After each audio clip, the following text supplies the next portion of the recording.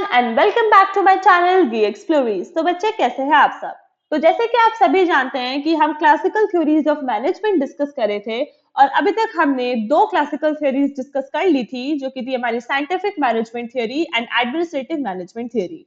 और आज के वीडियो में हम अपनी नेक्स्ट क्लासिकल थ्योरी डिस्कस करेंगे जो कि हमारी bureaucracy management theory. So without any further delay, let us begin. But please don't forget to subscribe my channel and like, comment and share my videos. Okay तो बच्चे सबसे पहले हम ये समझते हैं कि जो ब्यूरोक्रेसी मैनेजमेंट थियरी है इसमें जो ब्यूरोक्रेसी वर्ड है इसका मतलब क्या है, राइट। तो वैसे तो हम सभी जानते हैं that bureaucracy is something related to government, है ना। जब भी हम ये ब्यूरोक्रेसी वर्ड सुनते हैं तो हमारे दिमाग में एकदम से आता है कि कुछ गवर्नमेंट से रिलेटेड है, आईएएस, ब्यूरोक्रेट्स, ये सब आता है। बट ब्यूरोक्रेसी का मतलब एक्चुअल में क्या होता है कि कोई भी ऑर्गेनाइजेशन जिसमें बहुत स्ट्रिक्ट रूल्स और रेगुलेशंस हो, एक रिजिड हायरार्की हो, डिवीजन ऑफ लेबर हो, तो तब हम कहते हैं कि उस ऑर्गेनाइजेशन में ब्यूरोक्रेसी है। ठीक है, यानी कि कोई भी ऑर्गेनाइजेशन जिसमें rules, regulations, hierarchy, division of labour, ये सारी चीजें हो तो तब हम बोल सकते हैं कि उस ऑर्गेनाइजेशन में ब्यूरोक्रेसी है। ठीक है, जैसे मैं एक एग्जांपल देके समझाती हूँ। बच्चे सपोज आपका स्कूल है ना। आपके स्कूल में भी एक तरह से ब्यूरोक्रेसी होती है, ठीक है। क्यों? क्योंकि वहां पे भी प्रॉपर रूल्स एंड रेगुलेशंस होते हैं कि भाई ये रूल है, ये रेगुलेशन है, ऐसे काम करना है, ऐसे नहीं करना है ना।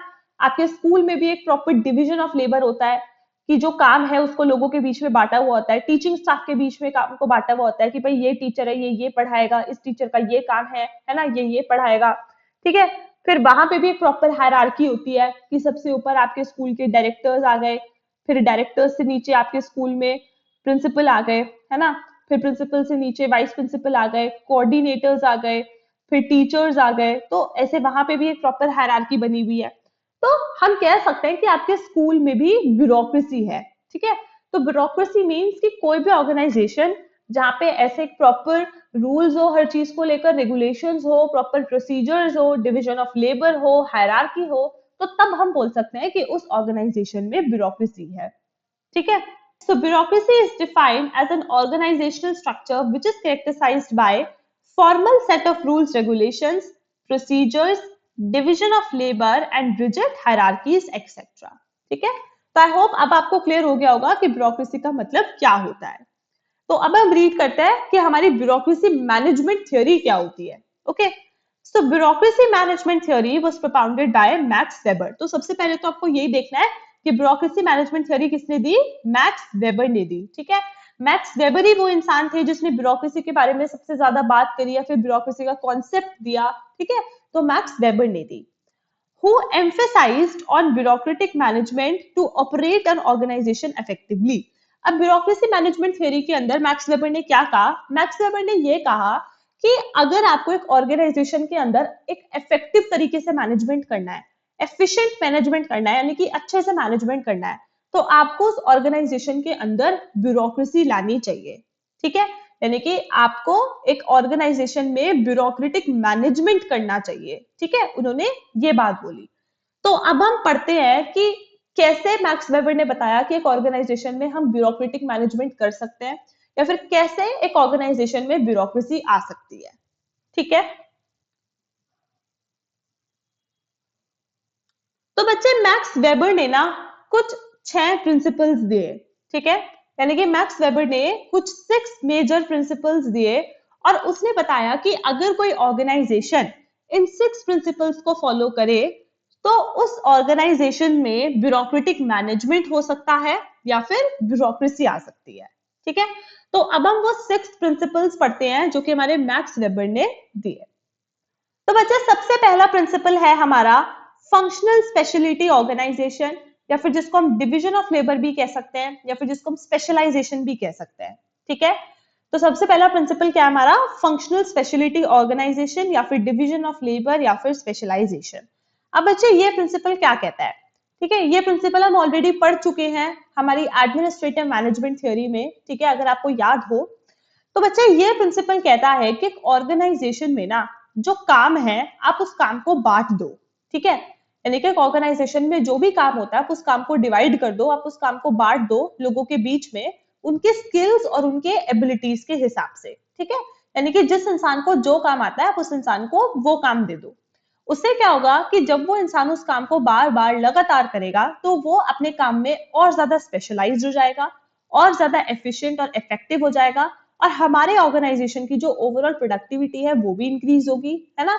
और ऐसे करके हमारी ऑर्गेनाइजेशन में ब्यूरोक्रेटिक मैनेजमेंट आएगा। ठीक है, तो सबसे पहला प्रिंसिपल क्या है हमारा, डिवीजन ऑफ लेबर और स्पेशलाइजेशन।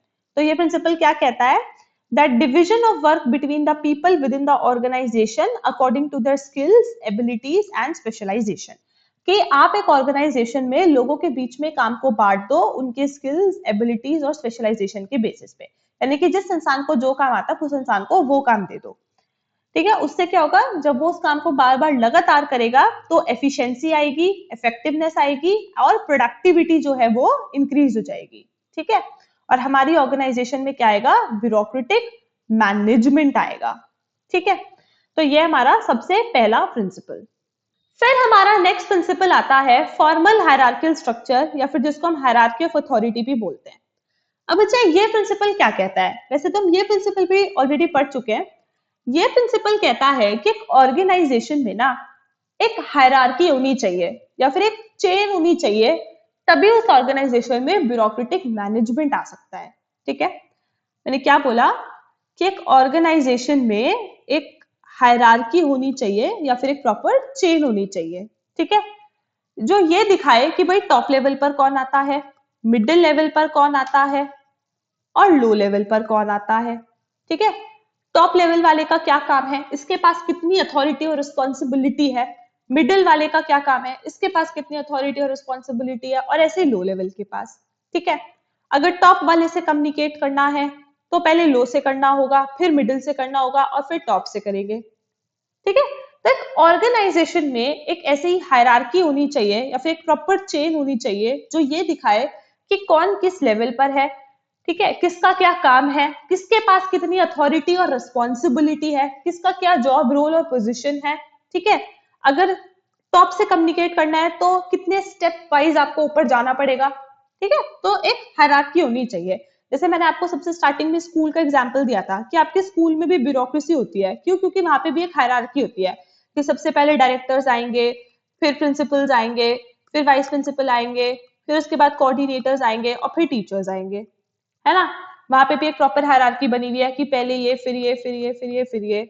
अगर आपको डायरेक्टर से बात करना है तो आप डायरेक्टली डायरेक्टर से जाके बात नहीं करोगे, पहले आप अपनी टीचर से कम्युनिकेट करोगे, फिर कोऑर्डिनेटर के पास जाओगे, फिर वाइस प्रिंसिपल के पास जाओगे, फिर प्रिंसिपल के पास जाओगे, और फिर अगर मैटर सॉल्व नहीं हुआ तो तब डायरेक्टर के पास जाओगे, है ना।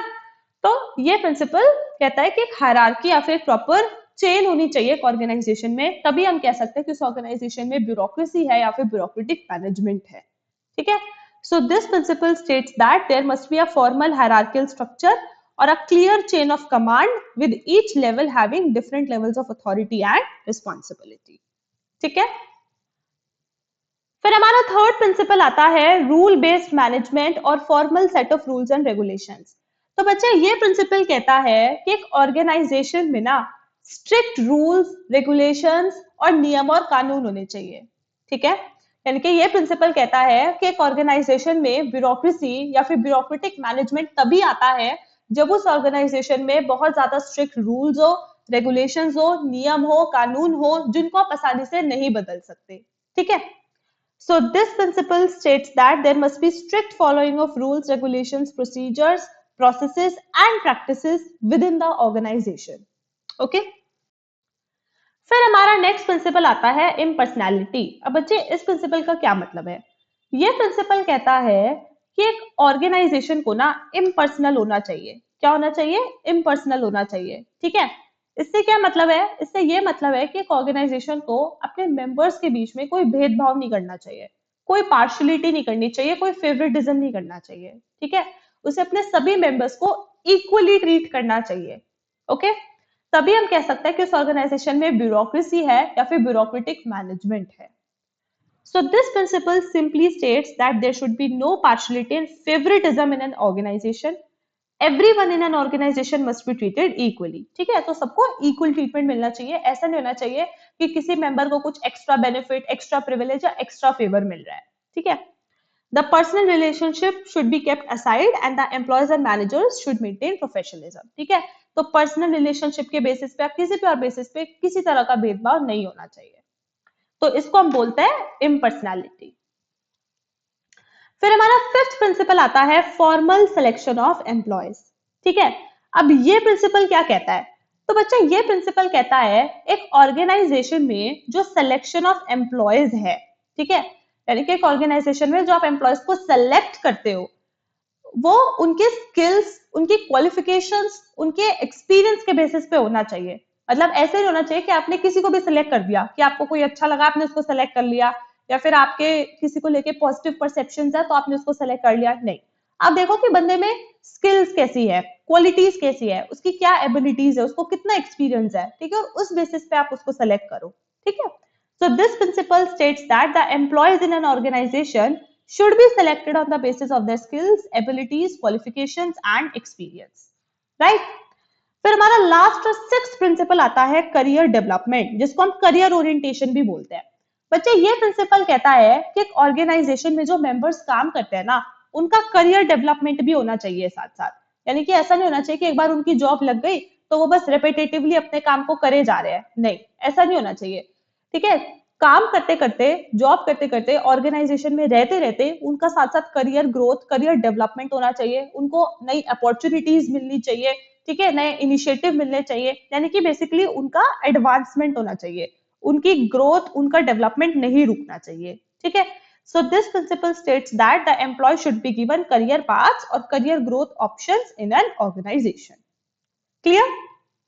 तो बच्चे ये थे हमारे कुछ प्रिंसिपल्स ऑफ ब्यूरोक्रेसी और ब्यूरोक्रेटिक मैनेजमेंट थ्योरी जो कि हमारे मैक्स वेबर ने दिए, जिसमें मैक्स वेबर ने बताया कि अगर कोई ऑर्गेनाइजेशन इन सारे प्रिंसिपल्स को फॉलो करे तो उस ऑर्गेनाइजेशन में ब्यूरोक्रेसी या फिर ब्यूरोक्रेटिक मैनेजमेंट आ सकता है और एक ऑर्गेनाइजेशन बहुत अच्छे से चल सकती है। ठीक है, तो बच्चा आई होप आपको थ्योरी समझ आई होगी, लेकिन फिर भी अगर आपको कोई डाउट रह जाता है तो आप मेरे से बिना हेजिटेशन के कमेंट सेक्शन में जरूर पूछ सकते हैं।